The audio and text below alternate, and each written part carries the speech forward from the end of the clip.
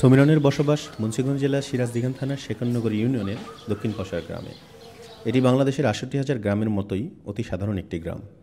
ঢাকা থেকে খুব অল্প দূরত্ব হলেও একমাত্র বিদ্যুৎ ছাড়া নগরের আর কোনো সুবিধাই পায়নি এই গ্রামটি। স্থানীয়রা সমীরনকে শম্ভুজি বলেই চেনেন। ১২ বছর বয়সে বিয়ে হয় সমীরনের। বিয়ের পর চোখে বাঁশিকঞ্চির আঘাত পেয়ে তার একটি চোখ নষ্ট হয়ে যায়। সুচিকিৎসার অভাবে ধীরে ধীরে শৈশবেই তার দুটি চোখ অন্ধ হয়ে যায়। পরবর্তীতে অন্ধত্বের কারণে তার আর স্বামীর বিয়ে যাওয়া হয় না। কতটি কাপড় ভিজাইছি, কতটি কাপড় ভিজাইয়া হেসে পেশাবখানায় গেছি। একটা রান্নাঘরের চটি আসিল, হে উঠতে আসি, হে চটি চক্ষু দিয়ে হাইন্দা গেল। চক্ষু দিয়ে হাইন্দা যে অনেক রক্ত পানি আমার চক্ষু দিয়ে বাইরে রইল। হ্যাঁ সে বাদে আমার খুঁট উঠে গেল। আমার বাইব ডাক্তার আনইল বাজার থেকে। ডাক্তার আনলো বাদে হে রক্ত পানি পরিষ্কার করলো, কইরা আমারে ডাক্তারে খুঁট হচ্ছে, হে খুঁটের সুই দিল, দিয়ে ওষুধ পানি দেওয়া গেল।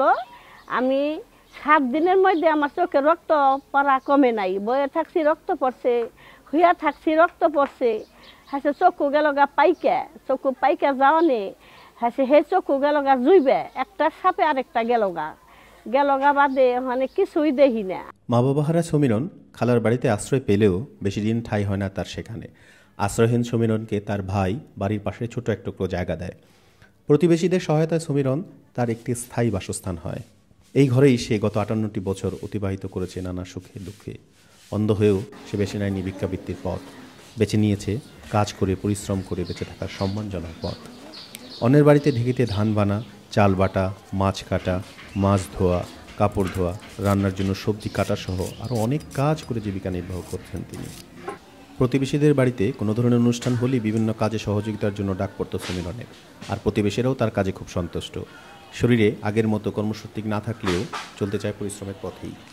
সব সুন্দর পরিষ্কার করা পারে, মাছও সুন্দর করে ধুই পারে, কাপড় ধুই পারে, তা আদা রসুন বাটপা দিলে আদা রসুন বাটে দেয়, থালা বাসন দিলে থালি বাটি ধুবে পারে সুন্দর করে।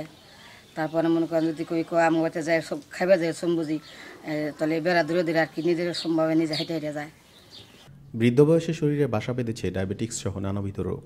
যতটুকু সহযোগিতা পান সরকারের থেকে তা দিয়ে 1 সপ্তাহের ওষুধও হয় না। অন্ধ হওয়া সত্ত্বেও জীবনের প্রতিটি মুহূর্তে কোথাও হার মানেনি সমীরন। জীবনের এই পরন্ত বেলায় এসে আসছে ক্লান্ত। আমি সরকারিতে কি করছে, আমারে করোনার মধ্যে বিধবা টাকা দেয়, 3 মাস পরে 900 করে টাকা দেয়, বিধবা কইরা দিছে। হ্যাঁ ওখানে আমার রেশন কার্ড করবার নিছিল, ছবি তুলছিলাম। ওখানে বলে আমার হইব না। আমার অফিসার মেয়ে ছেলেটা তার জি করে দেন লাগবে প্রতিবন্ধী, তার এই রেশন কার্ড চলবো না, তার বয়স বেশি, তার প্রতিবন্ধীকরণ লাগবো। হেতে মেম্বাররা অনেক কি করছে, চেষ্টা করছে, কিছুতেই পারলো না। জিয়ের মনে কত দুঃখ, তো কার কাছে দুঃখ কম, নিজের দুঃখ নিজেই রাখি। দুঃখ যে সময় উঠে শিখার পেরে টান দিয়ে মনের ফাঁপড়টা আমার যায়, কার কাছে কম দুঃখ কইবার কেউ নাই। এই অবস্থায় আমি এখন আছি, অর্ধেক বয়স তো হয়ে গেছে, আর আছি জামগা, কোন দিন যেন জায়গা কি করুম। বাংলাদেশের সমীরনের মতো আরও অনেকেই রয়েছে যারা শারীরিক প্রতিবন্ধকতা সত্ত্বেও পরিশ্রম করে তাদের জীবনকে সুন্দরভাবে সাজাতে চায়। সরকারের পাশাপাশি সাধারণ মানুষের ক্ষুদ্র একটি পদক্ষেপ পারে হাজারো সমীরনের এই অনিশ্চয়তাকে দূর করতে।